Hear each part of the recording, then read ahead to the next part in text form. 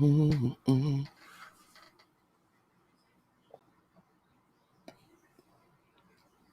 Well, hello, creatives, community, and kind folks. Welcome to RPG, where today, on this Future Friday, we get to talk about one of the uh, unspoken heroes of tabletop RPG gaming, and that is science fiction. And more specifically, because it's just something that I love to talk about dearly, is transhumanism or posthumanism or maybe some other type of ism that you would like to add in there. More specifically, transhumanism, dealing with games and intellectual properties such as Altered Carbon, released here on Netflix, and of course the book series, The Expanse, which I don't know if you guys have heard, and while rumors are rumors, that I believe The Expanse will end in its sixth season. So a fifth season has already been it's already in the works, and but they will end the series on its sixth season, which is pretty good. I mean, technically, every television show ever is always canceled because it will end at some point, and has ended, is ending, or will end in the future. So pretty good run for a show like that. And also the role-playing game Eclipse Phase. I guarantee you there's other games out there, like GURPS has GURPS Transhuman. Sorry about that. But we're here to talk about uh, science fiction gaming, transhumanism in the tabletop RPG community. And we normally relate our Future Friday with what we've talked about Monday through Thursday, because we do go live Monday through Thursday. And we've been talking about the classic Dungeons and Dragons, The Ranger. And I said, well, you know what? In the future, hey there, Red Dice Diaries. What's going on there, man? Good. It might be morning for you, but the idea of survival in science fiction is pretty broad subject, pretty broad. And so I thought we could come at this from three different directions if you'd like to talk about those directions. Now, one of the directions in science fiction, of course, is the absolute common hero of science fiction, and that's the post-apocalypse. It's the setting where everything's destroyed and go out there and survive. And one of the great things about coming at science fiction from that point of view is because we get to mix and match, like, oh, well, it is 11 a.m. there. Yeah, across the pond. Yeah, that's awesome. Good morning. And Death, how are you? Oh, I didn't realize that. I try to, you guys know, I try to approach things from an international level as best as I can, but I sometimes forget it. So I try to like, everybody's not here in the States. It's not always about me.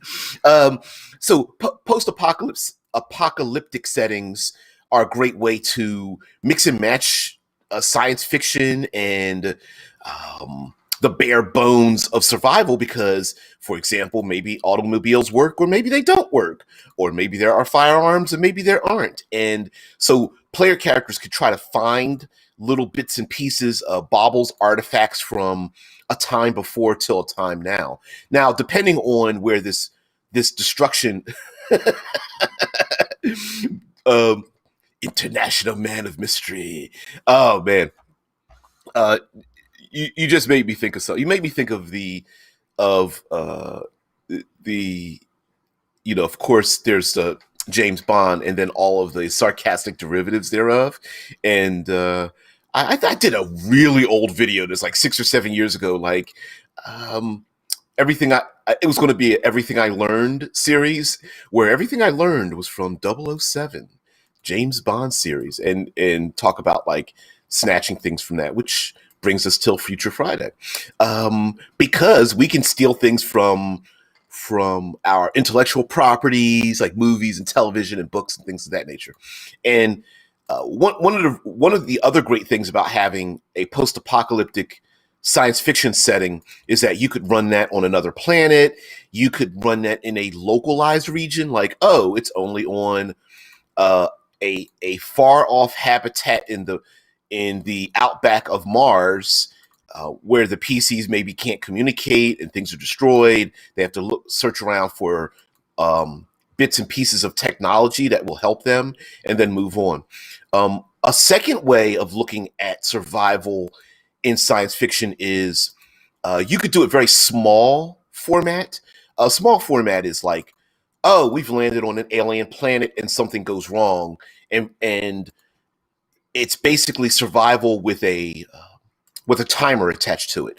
We need to get back to our starship. We need to get back to the gateway. It's basically a spacecraft or a habitat or something happens that destroys everything to the point where the player characters need to survive to get to a particular location. I bring up a movie.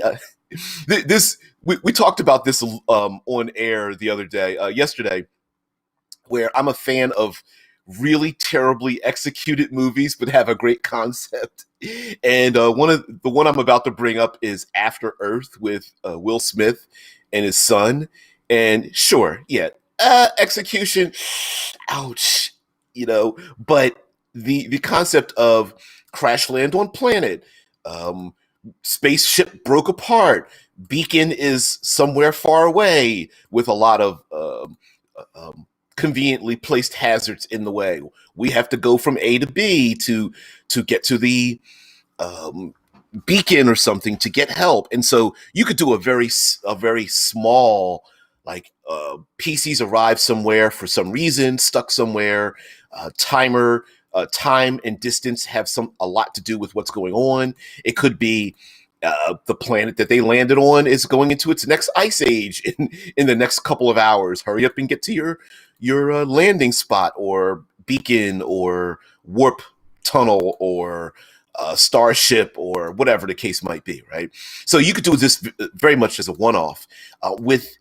Since we're talking about transhumanism, the one-off could very easily be something like, oh, player characters needle cast or ego cast their consciousness from a habitat orbiting Saturn II, and then boom, something happens, a solar flare, gamma ray burst, glitch in the system, evil corporate entity, to fill in the blank of why the PCs are somewhere else.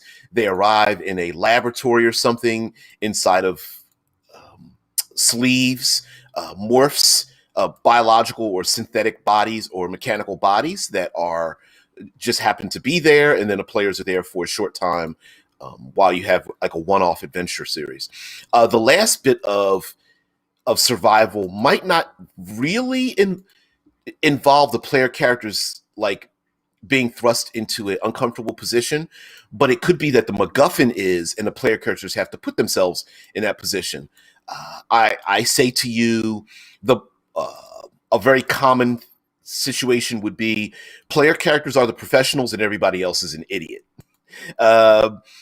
Pick any survival style story where a plane crashes in the mountains and the player characters are hired to go there and get the people to safety, or the player characters are look at any procedural show with like where rescue has to deal with it, whether they're medical personnel or fire or some combination thereof, and there's a number of people that are injured or sick. They're surrounded by family that's either like panicked or somebody did something stupid, like a multi-car pileup or something, and the player characters are involved in it. And so in science fiction, you could write that very large, like, oh, a pleasure cruiser went off course because of a debris impact or something, and player characters must get there because some very important dignitaries are on this craft and you need to get them from A to B. And so the player characters get there, they have limited resources to help these people survive, and maybe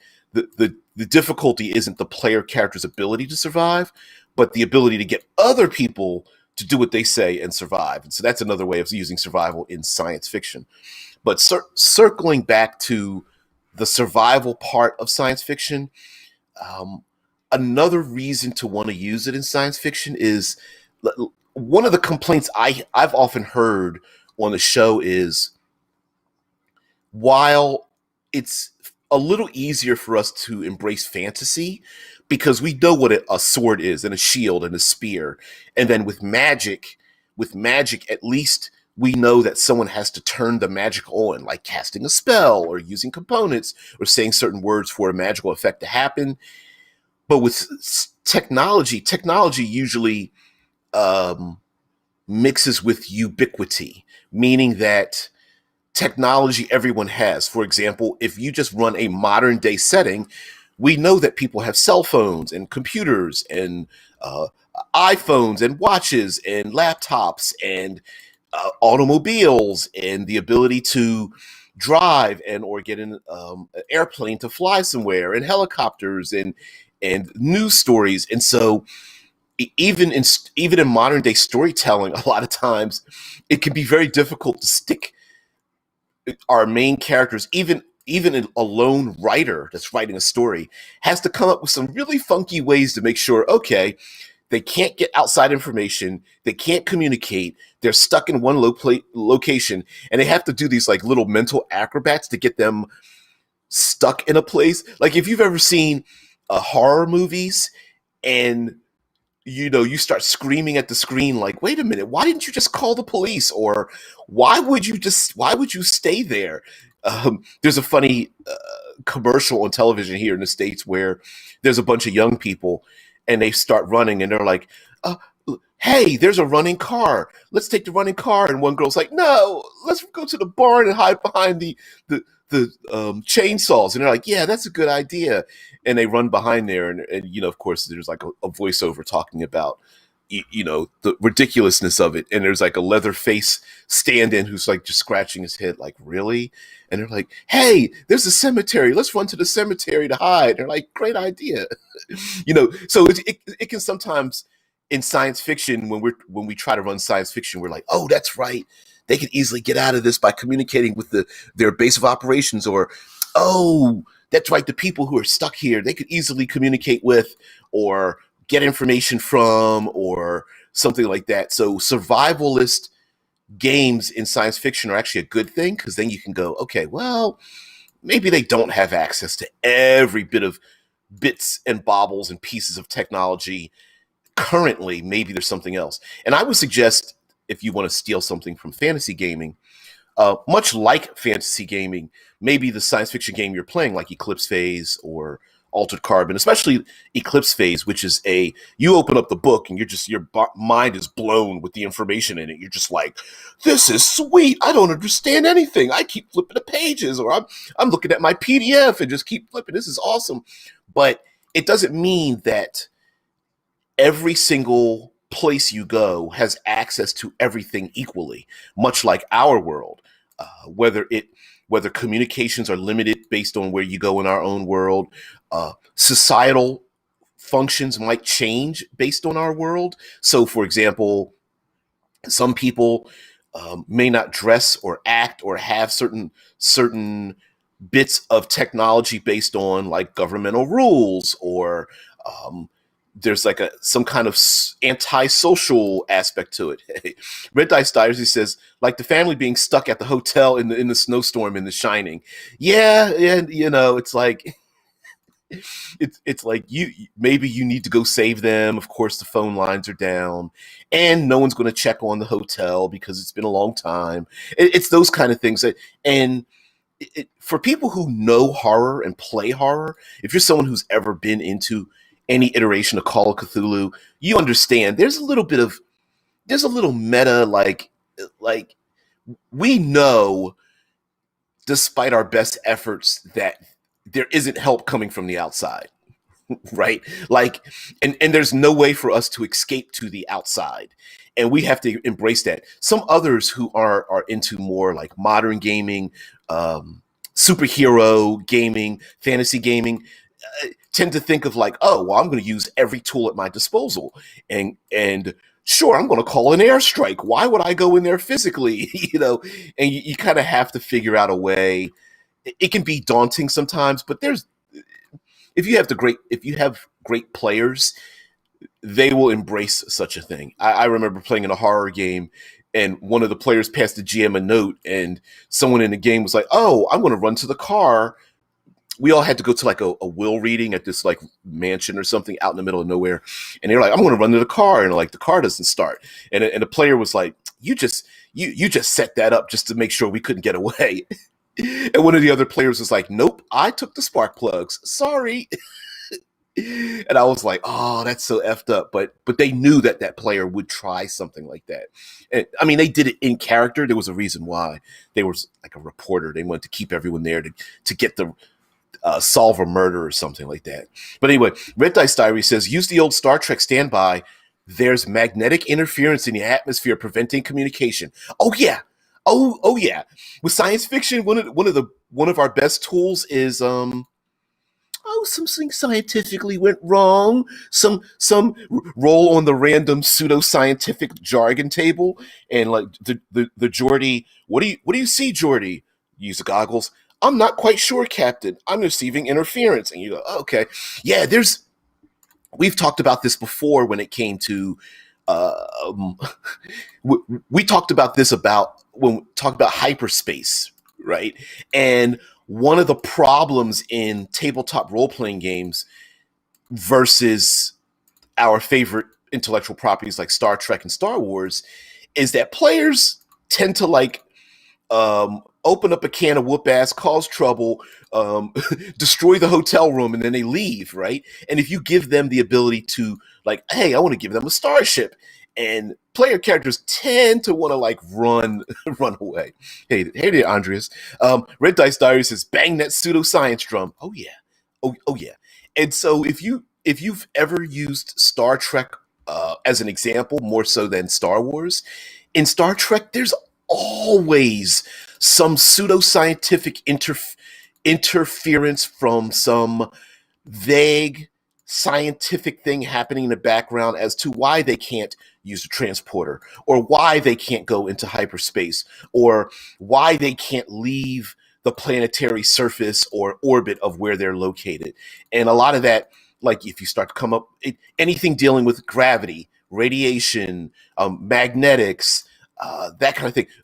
Also, you don't want to pull this string too often, but there's the idea of running out of resources that normally aren't burn up, right? Like, for example, maybe scientifically in your world, you've already established a reason why there are limitations on things. For example, maybe when the characters land on a planet, uh, yeah, Red Dice Diary says, my wife calls it Treknobabble. Yeah, the technobabble, yeah, the Treknobabble, when you start to hear it and your brain is like, wait a minute, that doesn't make any sense.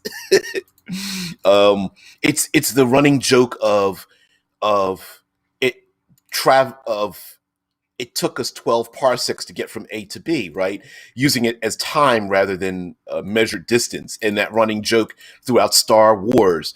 It's the same thing there. Now, one other trope that's used in Star Wars that happens is talking about the hyperspace is you just can't do it because it's broken. Yeah, the dilithium matrix is destabilizing. What?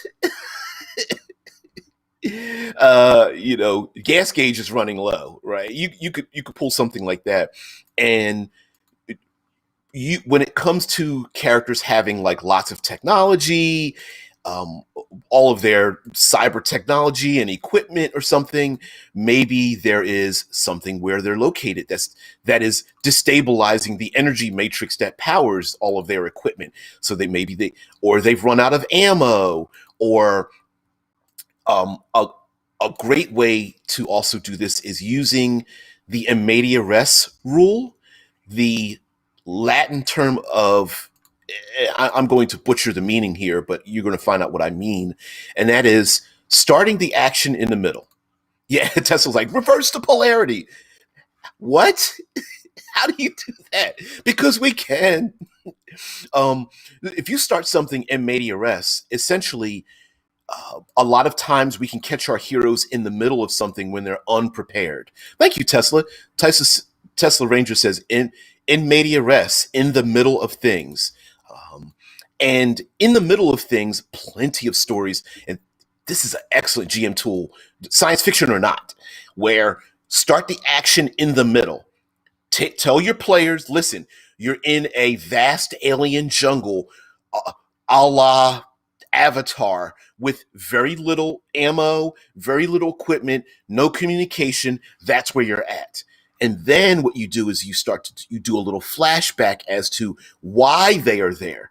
Maybe they were only there to for a training exercise, or they had come off of another mission, having had expended most of their resources, and as agents of firewall or something, they were thrown into a situation where, oh no, there's yet another mission. We aren't prepared for it.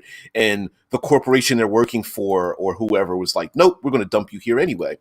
Um, the Another classic MADRS tool is the deserted island landing, right?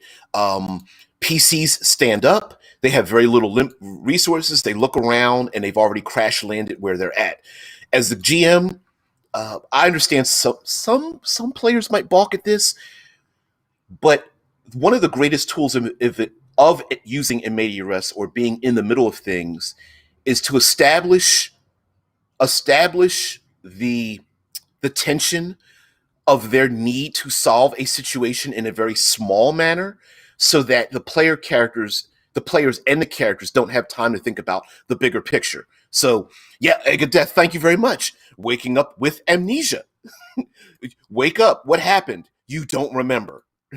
You look around and you're literally on the shore where you see your ship sinking, or you look up and you see debris falling from the sky, or you look around and your starship is covered in alien vines, right? And you don't know why you're there. And especially with transhumanism, you can get away with like memory loss easily. Like if people are walking around with cortical stacks and they're downloading their brains, the easiest reason for amnesia is you literally don't remember because you don't have those memories in you. And then, of course, let's rewind back to the radiation burst, meteor shower, debris, sabotage, all of those things. And if the players are trying to, in the middle of things, survive a thing because they're being chased by an alien organism, or they're being shot at by they're in the middle of a war-torn region, and you're playing 40K, and they've landed on some deserted alien outback world, and you explain to, as they start to figure out where they're at, survive what they're going through. Maybe there's a monstrous beast, or there's flames coming at them, or there's alien plants that are trying to eat them, or tentacled creature trying to grab them, or something. They solve that situation. They go, whoo, now that we can breathe, what the heck's going on? And then they can look around. Thank you, Tesla. Tesla puts in the Discord server. Oh, by the way, for those who don't know, we do TriCast the show on Twitch, YouTube, and our own Discord server, and the audio gets punched out to our boiler room. So if you join the Discord server, slide down on the left into the boiler room, and you can see the chat, and you can even hit the boiler room voice. But in the MADRS TV tropes, as used in popular culture, into the middle of things, taken from the poet Horace. Conventional storytelling, and in MADRS in terms of beginning, middle, and end. And yes, the conventional storytelling has a beginning, a middle, and an end, usually in equal order, right? The beginning, we get an introduction. The middle, that's where all the rising action is. And then the end, we hit the climax and we wrap up the storytelling. But in MADRS, sometimes you often see the story trope of the slight or full amnesiatic, as Ego Death mentions, right? Where someone was punched in the face. They are the sound is funky. It's always like distorted, and the vision is kind of weird. And then you find out that they're a spy that's been captured. And then, of course, we get a flashback into, oh, well, they got captured by the enemy behind enemy lines. And then we get caught up as to, why are you imprisoned, right? And that's a very easy story trope in fantasy that you could do in science fiction as well. You wake up imprisoned Now go ahead, right? And then explain the reasons as to why. Red Dice Diary says, yeah, if you've got the sci-fi version where people wake up from cryo sleep on a spaceship, yep, with little to no memory of what is going on, and they have to remember their past and solve a crisis. The the the, the accidental waking up in cryo sleep or arriving somewhere in cryo sleep and not knowing what's going on, especially if the cryo sleep has the proverbial red flashing light and klaxon horn going on, beep, beep, beep, beep, and everyone wakes up and they're just like, yawn, half naked, getting out like, oh, I've got to vomit. I'm covered in ice cold gel kind of thing. And then they walk around and they go, and what happens? We're off target. We don't know where we're going. The AI systems have put us close to a black hole or something. And then as they start going through all the systems, now with survival happening, now you can say, oh, you don't have communications or you don't have many firearms because something is blocking it or half the ship is removed and you are drifting in an elliptical orbit or whatever. And then now you can remove the technological band-aids of high technology and then kind of make it low technology, as well as the fact that when we're talking about science fiction, there's a lot of hazards that are not available, that are easily available to us, that aren't available to us in like a modern day context, which we'll get into. Ego Death says, yeah, or if they were clones with incomplete memory downloads. That's another great thing with transhumanism is like if you really want to embrace, like really embrace the transhumanism, maybe the player characters, your base player characters aren't even there. Maybe they are the accidental awakening of copies of their neural network in other cortical stacks. They wake up somewhere, they don't know what's going on, they have to survive with very little with their wits and assembling very few bits and pieces of technology. Maybe they live, maybe they don't. And then at the very end, you realize that, oh no, guys, this isn't you. This is just happens to be an accidental awakening of your copies of yourself somewhere else. And the players are like, what? They're like, yeah, remember that mission you went on? You had to go through I don't know, irradiated nebula. Well, by accident, your copies of your brains were cast somewhere else. And so they woke up somewhere else, and this was just a one-off game. And the players might be like, "Oh, seriously? Wow! You mean it wasn't really us? It was like copies of us?" Like, yeah, your copies woke up as clones in a tank somewhere during a riot and or something of that nature. Now, when it comes to hazards, there is a great method of using hazards. I'm going to get to your post there in a minute, Tesla. But one of the great things with hazards is that, like in a modern context, we know about survival things in terms of like if we land in a desert or an island or a jungle or the high reaches of a mountain. But with science fiction, there's so many amazing in our own solar system and amazing locations outside of our solar system that we can mix and match some of the hazards. For example, atmospheres that are very difficult to breathe in, a radiation that's irradiating things, and solar flares and space debris and meteor showers and asteroid belts, frigid heat and cold that can reach to the absolute limits of what we can measure scientifically.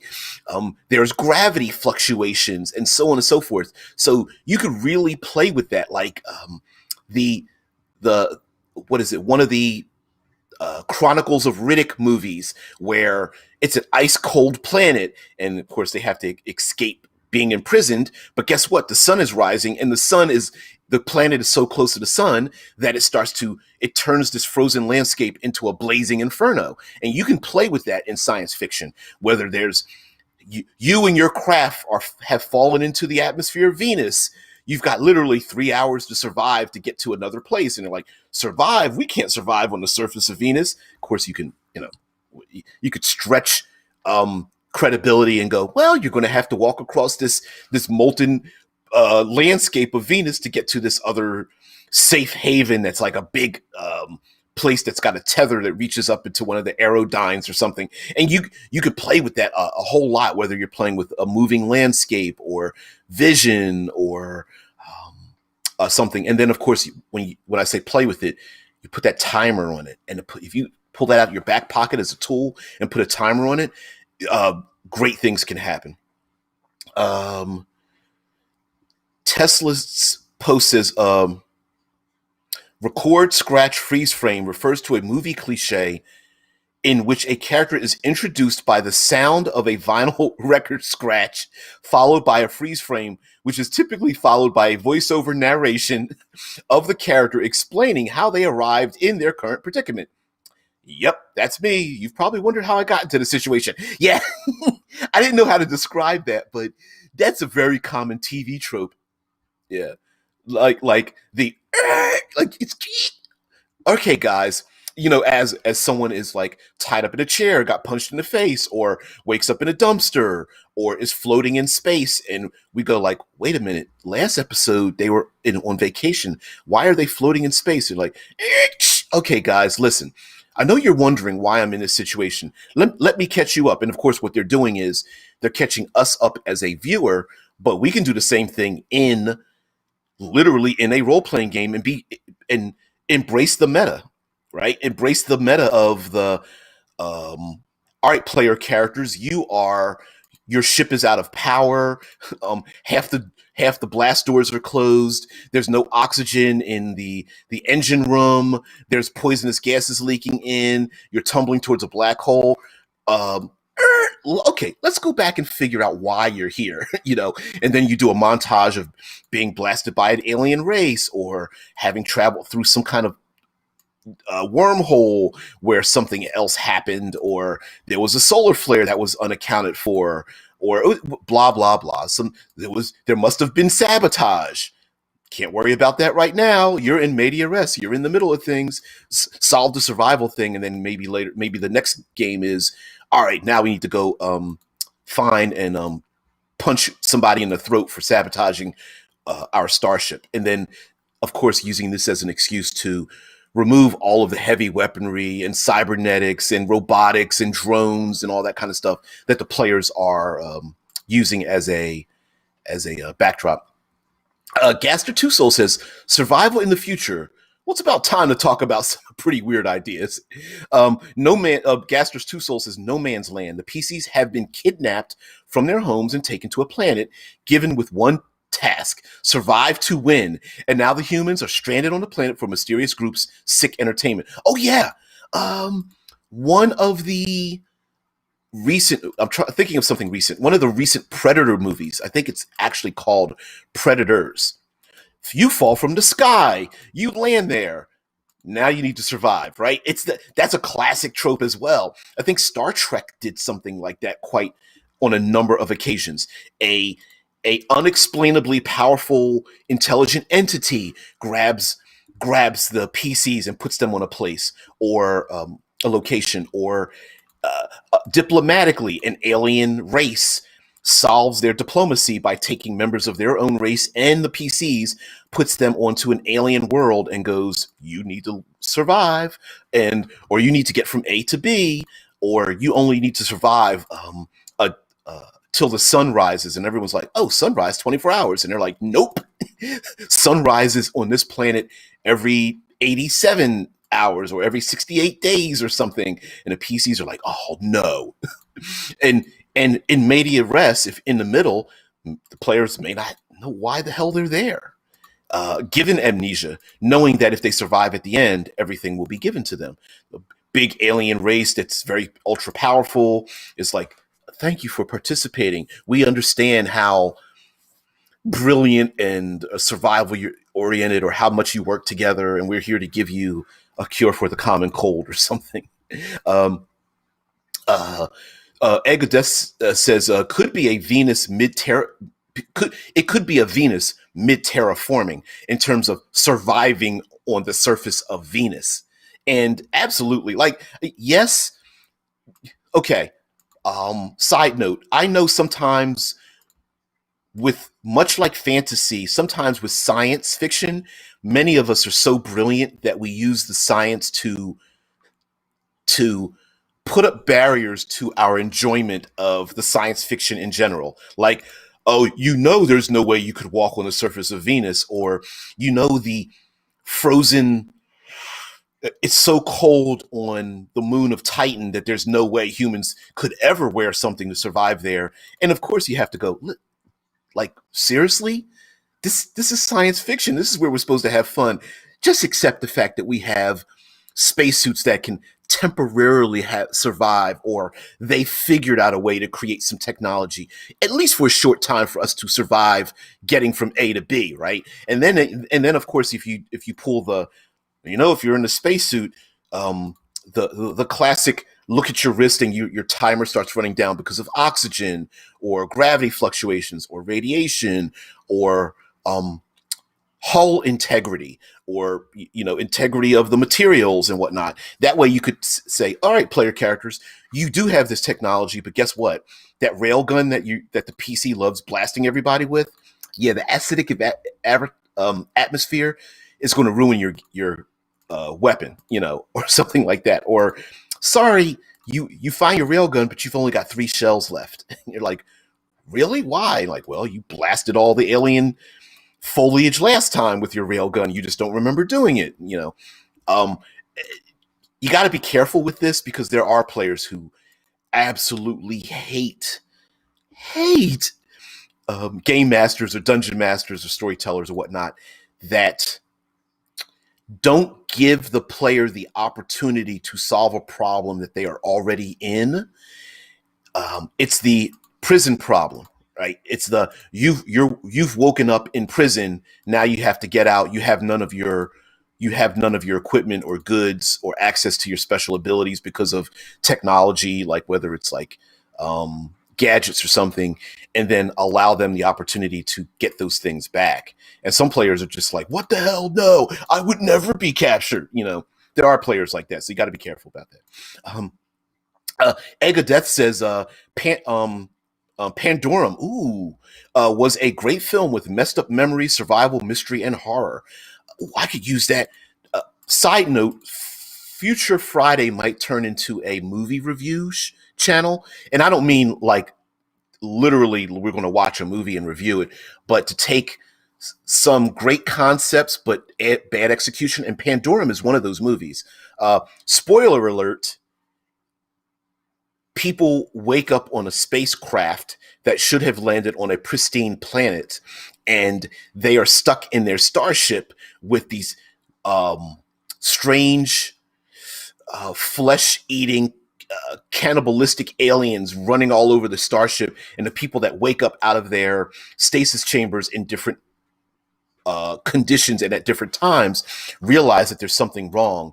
And there's a twist at the end of it when you realize what has invaded the ship, and can the crew trust each other, and they have amnesia, and it looks like there's been sabotage, and they're running around the starship trying to figure out how to turn it back on and get the communications. And there's a twist at the end of it when you realize what happened to them. And it's pretty good. I'm not going to give that away yet, but because I might use Pandorum. As a matter of fact, I probably will use Pandorum for a Future Friday coming up. Gaster Two Souls says, I prefer the idea that the role-playing game is actually contained inside a book. It is just a story being read out to an unknown crowd, or like through some meta role-playing, the PCs are just players in something like a theater show and could be an opera or a play. That is a type of storytelling where, like the book World War Z, we were kind of referred to it in the Discord, where Tesla puts in the zombie survival guide, and I found the video where Max Brooks addresses the U.S. Naval Academy about the zombie survival guide. And one of the tropes of that is the adventure has already happened, and we are just recounting the situation that happened before. Like in World War Z is a historical reference to having the world survived a zombie apocalypse, and we're just going back into the thing, right? Or the movie 300, if anybody realizes, the movie 300, within the meta of the movie 300, all that is someone telling other people, hey, this thing had happened, here are the details. And so very much you can do an in media res by going, oh, uh, the player characters have already been home. Or in science fiction, it's like the player characters are sitting around a table at a mission debrief, and they're like, all right, well, what happened? Well, we went through this, we were impacted with a high a gamma ray burst that happened from a pulsar off in the far distant place of blah blah blah. And then boom, rewind, players wake up, they're like, what the heck happened to us? They run, even if they live or die. At the end of it, let's say they die, and at the end of the mission debrief, the organization they work for is like, so there's no need for us to go get your cortical stacks. And they're like, well, we might need to retrieve them, because remember, we are agents and we do have important information in our brains. And like, great, we'll send drones down there. Thanks, guys, for the debrief. And boom, somebody walks off. And usually with the debrief, there's like a twist, like player character is sitting in a chair being interviewed because they committed some great crime. Why did you do so and so? And then, of course, the twist might be a training exercise, or this is in preparation for something else. A great military one is military group is captured, and then you find out that it's really not the enemy that captured them, but is a training exercise for SEER, where it's like survive, escape, resist, survive, evade, escape, SERE, survive, evade, resist, and escape, something like that, where it's like a training exercise or whatever. And you could do that as a one-off. One of the other great things about using survival in science fiction is, sometimes players just have skills. It's the dump stat of science fiction, where usually there are skills that people don't use very often, like, oh, I finally get to use my geology skill, or my paramedic skill, or my overland navigation skill, or something like that. I picked up animal handling, and I never get to use it because I'm always on a starship. Survival is a great way to start using a lot of those underutilized dump skills or something, or change things up. If you have that one player that loves to walk around with their railgun and cyber arm and blast things from a distance, and you really want to change things up, throw into a survival situation. Gaster says, what about an idea of something like a group of PCs are now trying to find an old group of PCs that had their distress signal go off, and now they arrive to a mysterious planet in order to search for the original player team. Yeah, the original Alien movie embraces that. They woke up from cryosleep, right? Woke up from cryosleep. And why did we wake up from cryosleep? The corporation says there was a beacon that went off, and we have no skill in rescuing people. We aren't space explorers. We're just space miners / cargo haulers. But an alien beacon went off on an alien world in a place that was unknown. Please go check out the signal. And guess what? They get involved in it.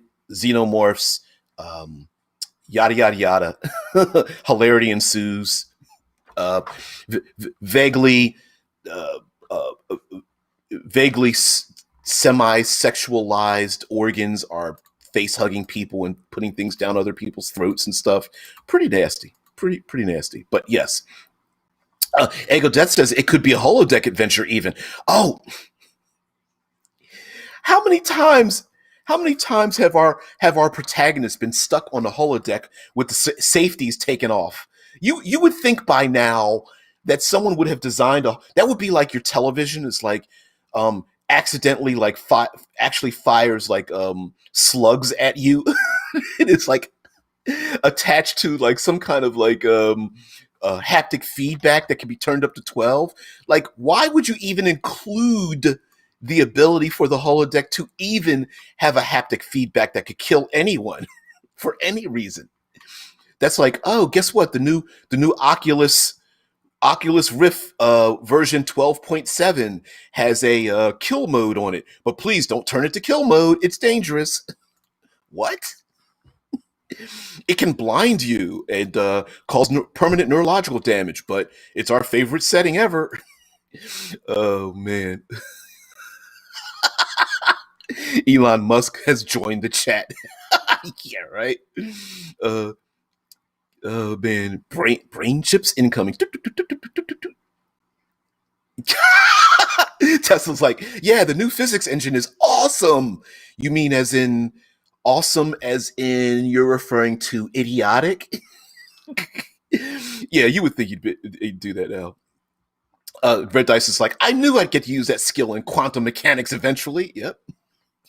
Yeah. Oh man, sometimes it's so weird. Yep.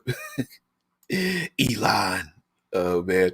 Gaster Two Soul says maybe a bit of real world interaction with stuff like field symbols, which are like hobo signs, things left carved in by homeless people or tramps to find places to sleep or to alert people of patrolling guards. Side note, my grandmother used to feed hobos, and there was a train station nearby that had the hobo language, and her home was a safe place to find something to eat. And she would hire people. She'd let them sweep up the front or cut the grass and do small things for meals and stuff. It was true, very true. Hobos would come by the house. Now, mind you, eventually those hobos turned into homeless people, and she stopped doing that. My extended family telling her like, you need to stop letting these strangers in your house, but nothing bad ever happened, and yet she used to do that. Gasper Two Souls says maybe the symbols start off as things like you can't sleep here or drinkable water, and turns into stay quiet, stay low, no turning back. It's not human, or my favorite one, don't follow the little girl. Yeah, we've seen that plenty. Okay, a classic sci-fi trope is the abandoned fill in a blank, abandoned habitat, starship, PCs go in to check out the place. Sometimes that's layered with yep. Those field codes, as they're called. Let me click this with the field codes. SCP field codes. There's there we go. Yep, proceed with caution. If you join the Discord, there's a link. Actually, Tesla, you can. I forgot you have. You can put in a link for that so that the other guys can click on it. But yeah, these are field codes that you can mark trees and walls and things of that nature. It's like it is a universal language, and you can use that in don't blink. Oh man, yeah. One symbol just says shh, no noise. But that's awesome though, because how many times has the proverbial group, our protagonists go into an abandoned habitat or starship, go inside, they usually find some kind of like strangely distorted recording, because it always has to be a recording that's been cut off or distorted. Something's written on the wall, scrawled in blood, that gives them some cryptic advice, or someone's recording a message and they're always looking over their shoulder. Like, they never take the camera and show you what the hell's behind them. They're always like, you need to stop, don't run, don't do the thing, don't trust anyone. And then of course something reaches from off screen and you get the distortion, and then the image cuts off. Yeah. Oh yeah. Oh heck yeah. I love those. I didn't know they were called SCP codes, but I mean, literally, you could take those codes right now and throw them in. If you're like a fantasy gamer, you're not really into sci-fi, but you're here, steal that, use that for fantasy gaming. Thank you very much there, Tesla. I appreciate that quite a bit. Ushi says, there is Clark's law where any sufficiently advanced technology is indistinguishable from magic, so could wrap around into like quasi-fantasy as well. Yeah, another great excuse to have your players in a science fiction setting survive is the any sufficiently advanced magic is indistinguishable from technology. Thank you there, Tesla. Gave me a Freudian slip there, but there could be you don't know why it is you can't do something. Like, why is it that our firearms don't work, or how come the oxygen is reducing quickly on our spacesuits, or how come our communications don't work even though we're very close to our starship, or something of that nature, right? There's you can very easily say, well, because you know plenty of planets have some kind of unknown event that happens on those planets that causes a thing. Like, oh, you don't know why, but magnetics is disrupted on this planetary system. Or, since we're talking about transhumanism, you don't know why you can't beam your consciousness back to your starship in orbit. uh, or And then of course you can give little bits and clues, like maybe the people who landed here before, the previous player characters that landed here before, realized this problem. And a great trope to use in transhumanism is going after the lost crew. You land there and find out that lost crew is yourself, that tried to send a message to yourselves that don't come here. And then that loop keeps continuing, like, oh no, we need to send a message to Firewall to tell us not to send another group to come down here to get us because it's us again. Yeah, Ushi says another mix is horror like sci-fi like Event Horizon, like warp engine dimensions into a hell dimension, or like the Doom video game is in this area as well.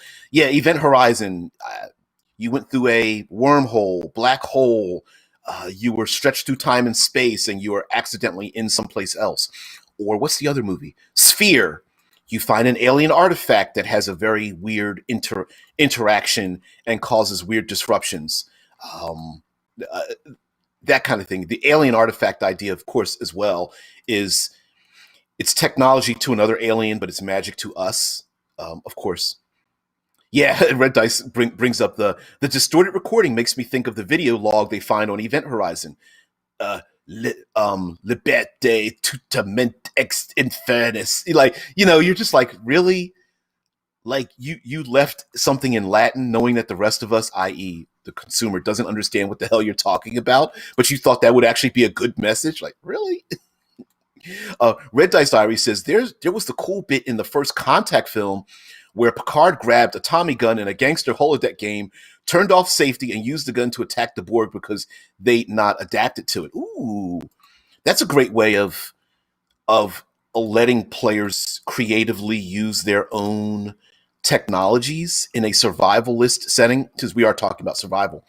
Um, Also, um, taking the technology away from the player characters, but setting it up where they have to now struggle to turn the technologies back on. Um, a television show, even though I know it's a bit YA, was really great at this, was the Lost in Space television show that aired on Netflix, at least here in the States. And that show was really good because it did have a lot of young people in it, and they needed to keep it in the PG-13 arena, which isn't a detriment to the show. But instead of people fighting each other in Lost in Space, they had to handle a lot of environmental difficulties, technological difficulties.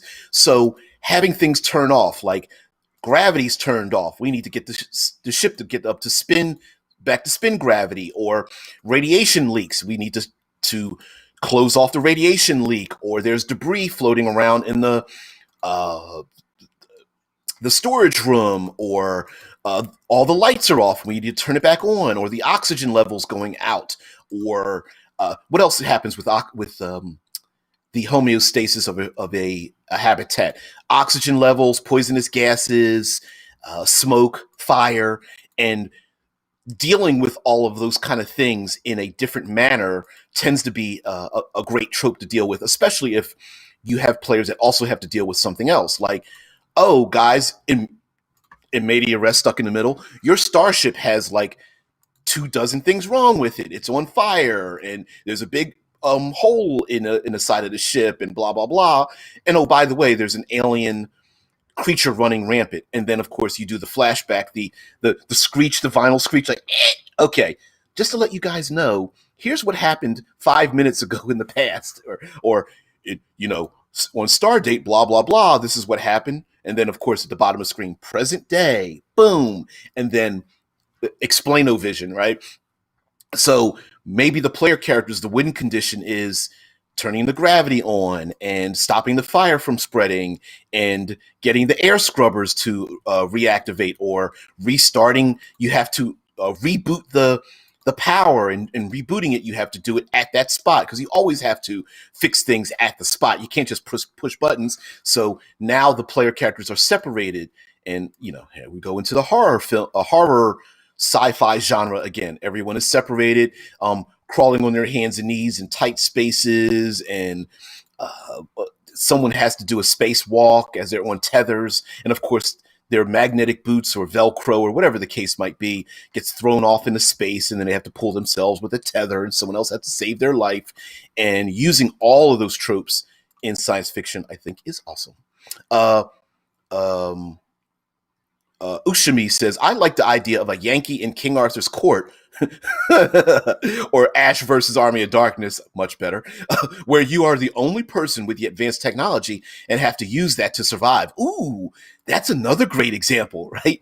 Like, instead of having an infinite amount of ammo and instant communication and everything, boom, the Yankee in King Arthur's court, by the way, for you youngins out there that don't understand a Yankee in King Arthur's court, that's the idea of something happens where the main characters or protagonists are thrown into a situation that puts them in a period of time in the past. Now, classically, it's been time travel, but you don't have to use time travel. It could be landing on an alien world, a la Luke Skywalker landing on Dagobah is a pretty good example of that, where you have someone who is used to high technology, a lightsaber, a starship, and modern conveniences, even though they were a moisture farmer, and they land on a jungle world where their ship is stuck and we don't know how to get out of here, and blah, blah, blah. And so now, mind you, this could be an accident. You just land there because of space debris hit your starship. Boom, you wake up there. This could be much of the reasons we came up with. This could be a trial of some sort. You must land here. It could be it could be other people have chosen this for you, but the player characters are like, why are we here? And then in that way, limited ammo, no communication, body armor might start to get eroded away through combat and losing bits and pieces of your equipment, but you have to survive by your wits. So, oh no, I've only got 3 shots in that railgun. I guess I'm going to have to use my vibro knife. Oops, my vibro knife only got an 8-hour charge. I better be careful. And someone reaches in their pocket and like, I've only got 1 flare and three matches or something, or hey, I've got 7 rations, we're going to have to use half rations today, and et cetera, et cetera. My cyber arm got crushed by that monster from before. I'm going to have to use my toolkit hand because my cyber hand got crushed.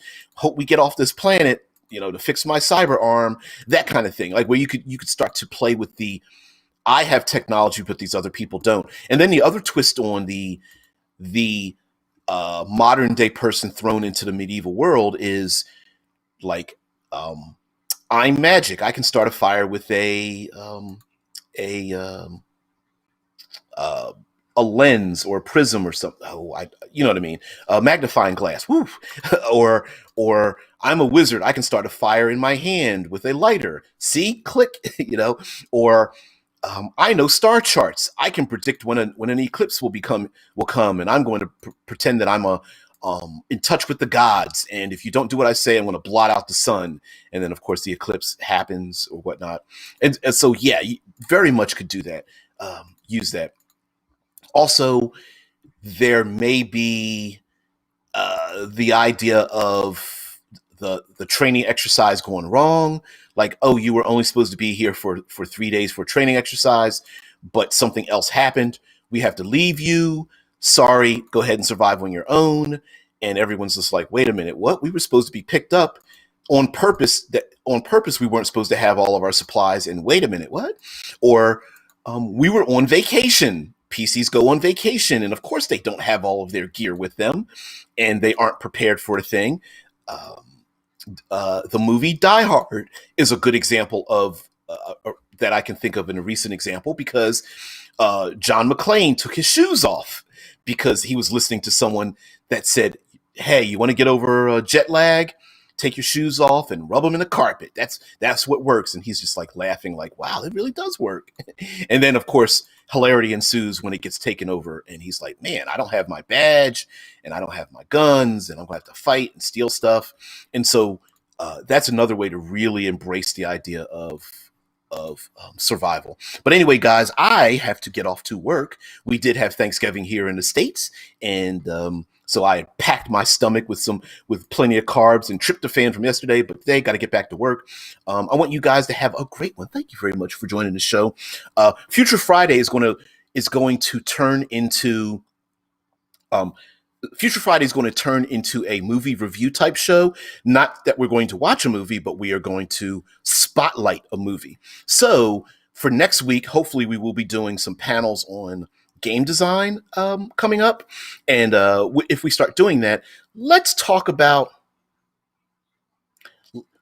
we're going to vacillate between great science fiction and terrible science fiction. Hey, hey, have a great one. So next week, we're going to do a classic movie that I think is underrated amongst our tabletop RPG community and geekosphere, and that's the movie Her. So you have an opportunity to watch Her. Mind you, there's no guns and there's no action in the movie. There's just essentially, it's a bottle movie. It's basically two people. Yes, there are other characters, but it's basically two people. And one of them, it never shows up in the movie. A spoiler alert, one of the voices is Scarlett Johansson. Anyway, we're going to do the movie Her for Future Friday. And the reason for doing is we're not reviewing the movie. What we're doing is we're going to use it for tabletop role-playing. Like, how can we take this movie, the great aspects of this movie, and use that in our own tabletop role-playing? So we're going to do the movie Her. Pretty awesome. Anyway, guys, you guys have a great one. I have to get going. Everyone have a great day. I will see thee later. Bye. Have a great week.